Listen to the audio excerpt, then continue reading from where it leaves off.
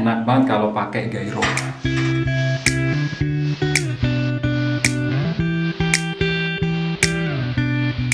Assalamualaikum, jumpa lagi dengan saya Anas di channel MATech. Akhirnya datang juga HP yang sangat saya tunggu-tunggu, nggak sabar banget untuk mencobanya.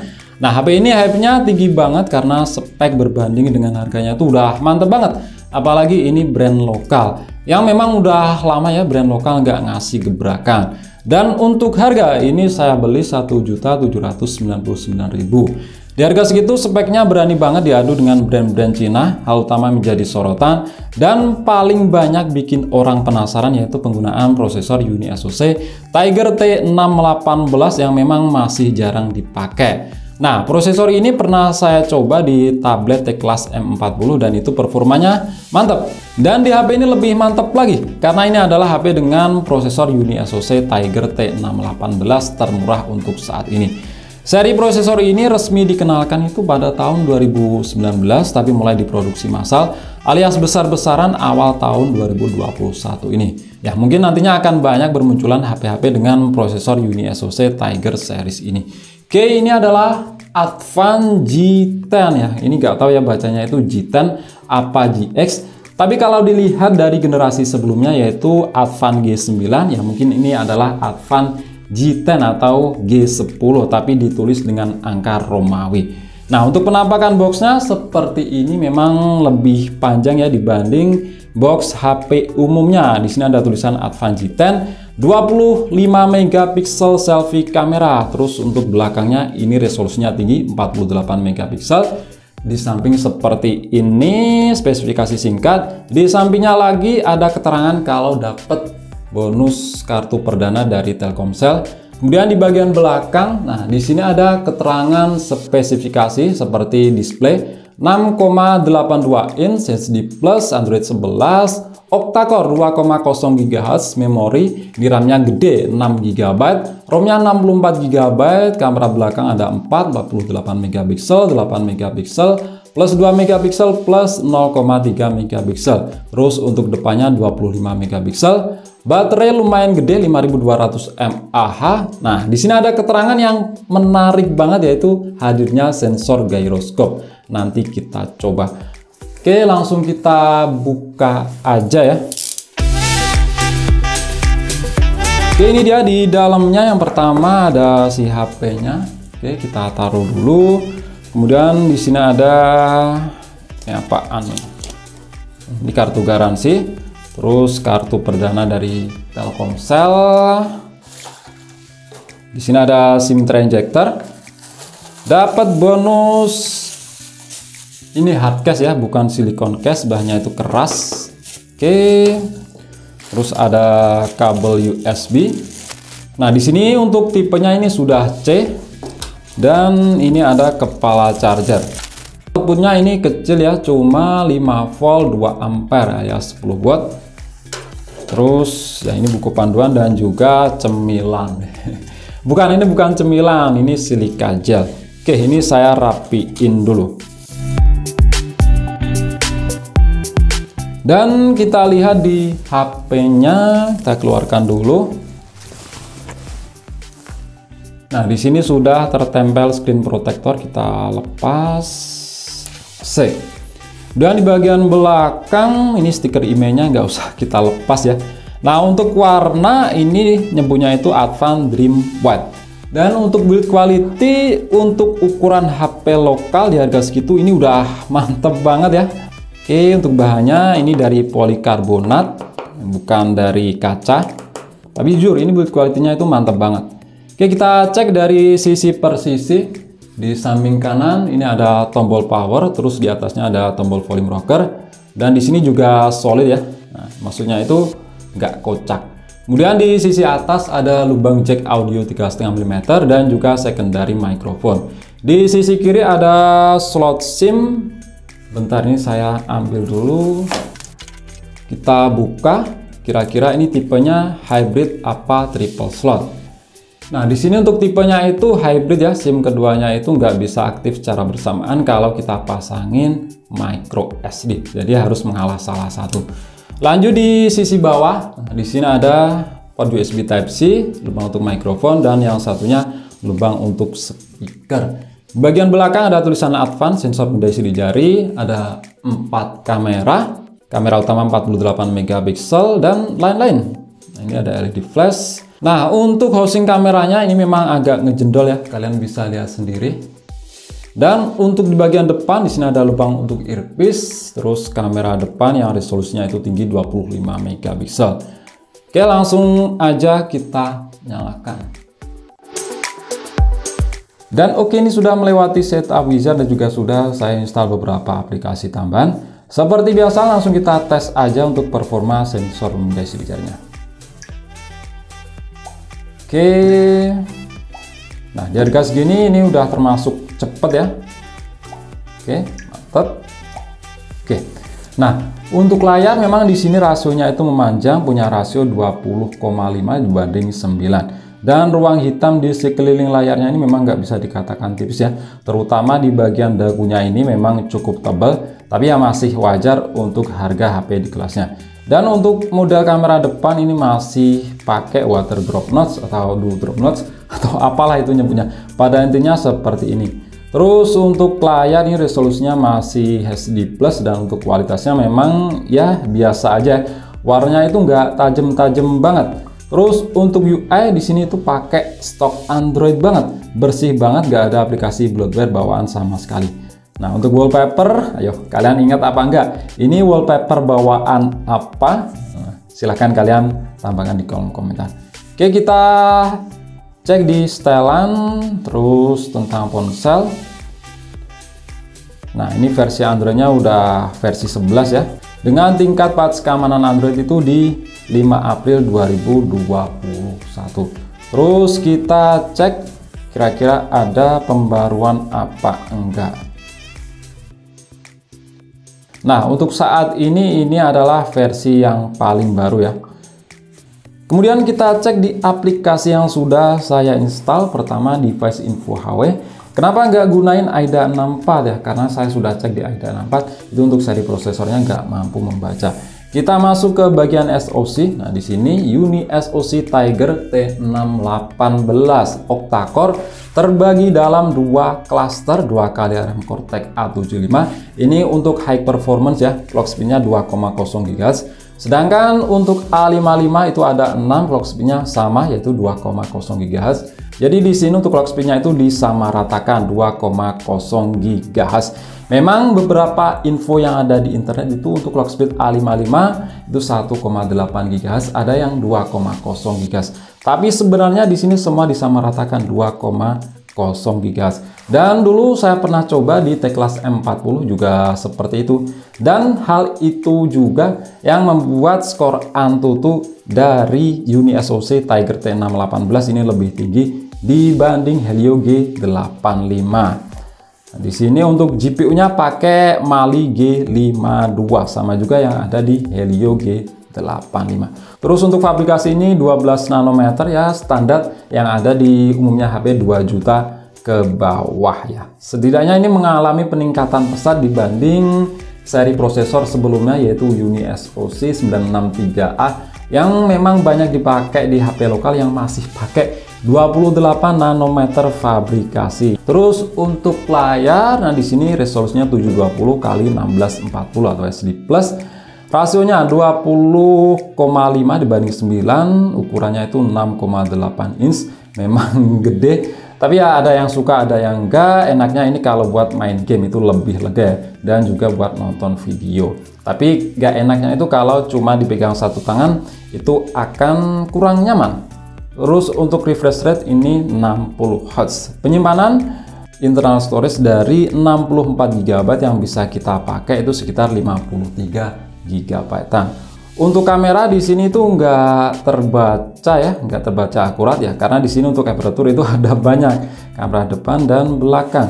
Tapi info yang saya temukan dari Advan itu katanya kamera belakang pakai sensor Samsung GM1 yang memang resolusinya itu 48 megapiksel. Dan sensor itu memang legend banget, banyak banget yang pakai sensor itu. Terus untuk kamera depan katanya pakai sensor Sony IMX576. yang dimana sensor itu juga digunakan di kamera depan dari Realme One, terus Xiaomi Mi 8 Lite, Huawei P20 dan lain-lain. Kalau dilihat dari sensornya ini menjanjikan ya, tinggal ISP-nya aja dan softwarenya bisa menstabilkan hasil kameranya apa enggak. Terus untuk baterai di sini terdeteksi dengan akurat 5200 mAh. Terus kita cek untuk kelengkapan sensor. Nah, untuk sensor mantap, untuk ukuran HP lokal ini saya cubit jempol ya, karena ada yang namanya tuh sensor gyroscope dan sensor magnet juga ada. Dan di sini gyroscope-nya itu pakai hardware, bukan akal-akalan software. Terus kita cek untuk skor Antutu. Nah, di sini saya pakai Antutu Benchmark versi 9 dan dapat skor di angka 200.000. Ini mantap banget untuk ukuran HP lokal. Peningkatan yang jauh ya dibanding seri sebelumnya Advan G9. Dan ini pun untuk skor Antutu paling tinggi di harga 2 juta ke bawah. Apalagi yang lebih tinggi? Coba kalian tambahkan di kolom komentar. Di sini rincian CPU-nya itu 67 ribuan, GPU 51 ribuan. Dan dulu itu pengalaman saya pakai Teclas M40, performanya itu ya mirip-mirip dengan Helio G85, tapi sedikit lebih kenceng dan stabil. Dan jelas jauh, ya nggak jauh banget sih. Yang jelas di atas Snapdragon 662. Bahkan dibanding Snapdragon 678 di Redmi Note 10, itu pengalaman bermain game lebih enak dan stabil di UniSoC Tiger T618. Loh, kok bisa gitu? Padahal skor Antutunya itu kan lebih tinggi Snapdragon 678 ya. Karena Snapdragon 678 itu cuma kenceng di bagian CPU-nya aja, sedangkan untuk GPU-nya itu lemah ya. Sama juga dengan Snapdragon 675. Oke. Terus kita cek untuk multi touch, kira-kira mendukung hingga berapa titik sentuhan. Mantap. HP lokal support hingga 10 titik sentuhan. Nah, kita coba ya untuk bermain real drum, kira-kira ini enak apa enggak. Tadi kan support hingga 10 titik sentuhan. Ini kita coba sentuh secara bersamaan 5 titik sentuhan ya. Nah, ini aman, nggak ada yang telat ya. Kita coba mainkan dengan tempo, kira-kira ada delay apa enggak.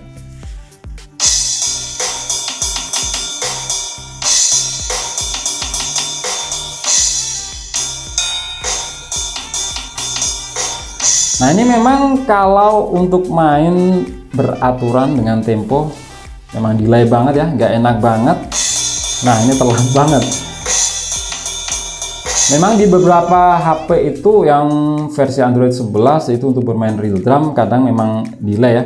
Meskipun kalau dites untuk bermain game itu nggak ada delay, tapi pas main real drum itu delay. Pada intinya untuk bermain real drum ini kurang enak, kerasa banget untuk delaynya. Langsung kita coba untuk bermain game PUBG Mobile. Ini ya video unboxing plus ya tes sebentar aja, bukan full review. Dan oke, ini sudah masuk ke dalam game PUBG Mobile. Kita lihat untuk settingan grafiknya. Nah, di sini secara default dapat di grafik SD dengan frame rate high. Kalau kita turun ke balance, ini dapat di ultra, smooth juga ultra. Kita atur di balance ultra aja. Terus untuk gyroscope-nya kita nyalakan.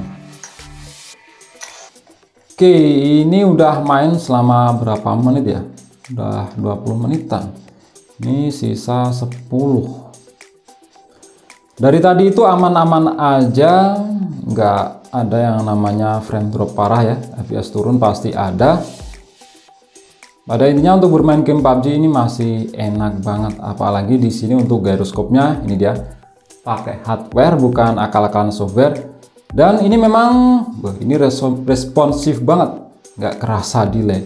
Jadi ini cocok banget untuk kalian yang sedang mencari HP murah di harga 2 juta ke bawah, bisa main PUBG pakai gyro. Dulu saya pernah coba di tablet Teclas M40. Nah, itu pakai resolusi Full HD, itu lancar untuk bermain game PUBG. Apalagi ini yang resolusinya cuma HD plus aja. Karena ya itu untuk kinerja GPU itu lebih lebih ringan untuk render grafis. Terus juga ada, kalian bisa lihat di channel luar negeri itu ada Aldo Cube iPlay 40 yang sama juga pakai UniSoC Tiger T618. Itu resolusi layar malah tinggi 2K, tapi untuk bermain game PUBG terus Genshin Impact itu masih lancar-lancar aja. Apalagi ya ini cuma HD plus aja, itu pasti lebih ringan. Terus untuk suhu ini juga ya lumayan panas ya, tapi yang nggak panas banget. Yang jelas untuk bermain game ini lebih enak dibanding Redmi Note 10 yang disitu pakai Snapdragon 678. Ya, karena Snapdragon 678 itu masih sama aja dengan Snapdragon 675. Cuma kenceng di bagian CPU-nya aja, tapi lemah di bagian GPU. Jadi situ lebih enak cuma buat multitasking, buka tutup aplikasi. Tapi kalau udah ketemu game, itu bakal nggak nyaman. Lebih enak di Snapdragon 710 712 dan UniSoC Tiger T618 ini performanya ya mirip-mirip dengan Snapdragon 710. Sedikit di atas Helio G85.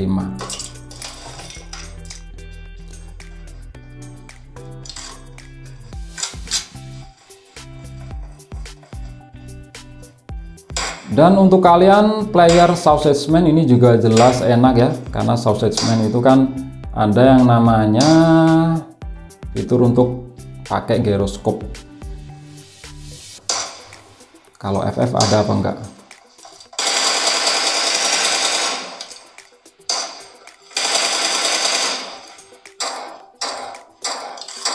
Satu.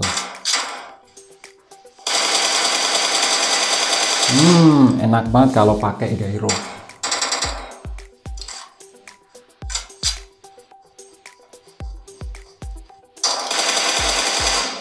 Mantap banget.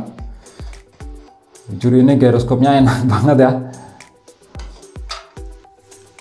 Mana lagi di harga sekelas dengan HP ini pakai gyroscope hardware. Rata-rata cuma software aja alias akal-akalan.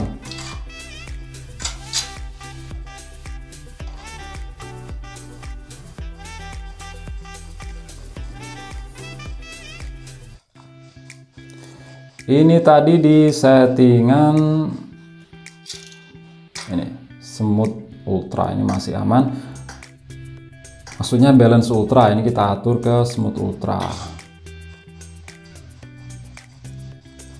Yang nggak beda jauh sih, cuma untuk balance ultra itu kan untuk grafiknya lebih terlihat tajam.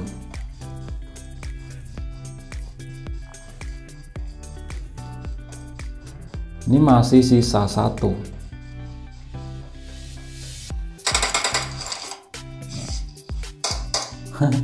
Ini juga sama buat pakai gyro.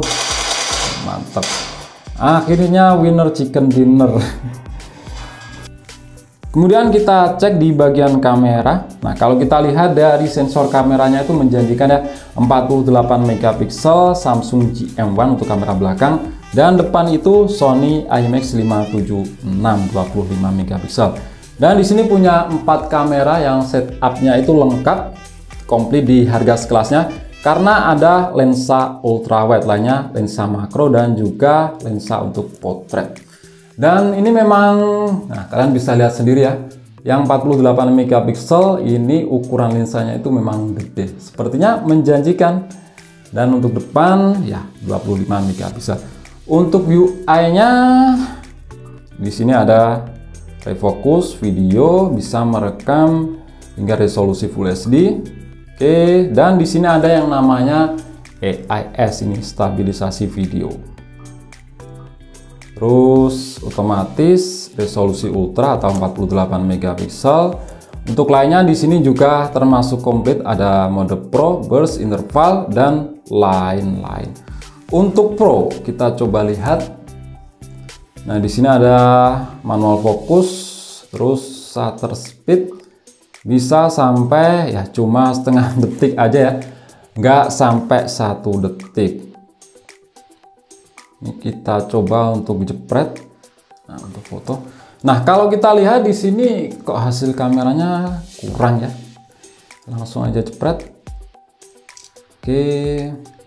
Terus untuk lensa ultrawide, nah seperti ini. Dan untuk kamera depan ini 25 megapiksel yang di sini kalau kita lihat kok gini ya.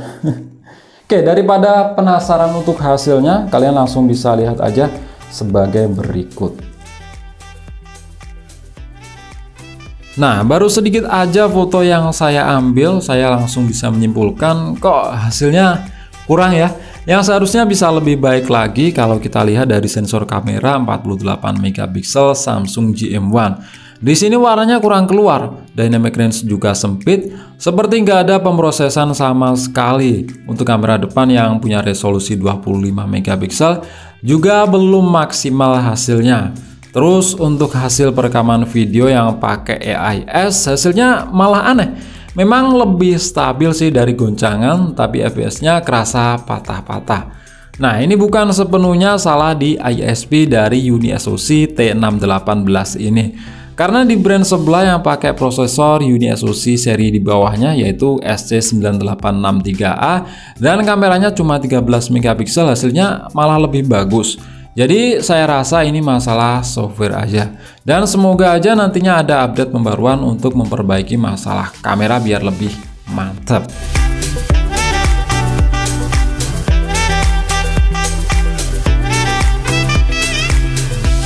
Advan G10. Nah, kesan pertama saya terhadap HP ini untuk harga di kelasnya ini udah mantep banget ya. Apalagi ini brand lokal, dan ini saya sangat mendukung agar brand lokal lebih berkembang.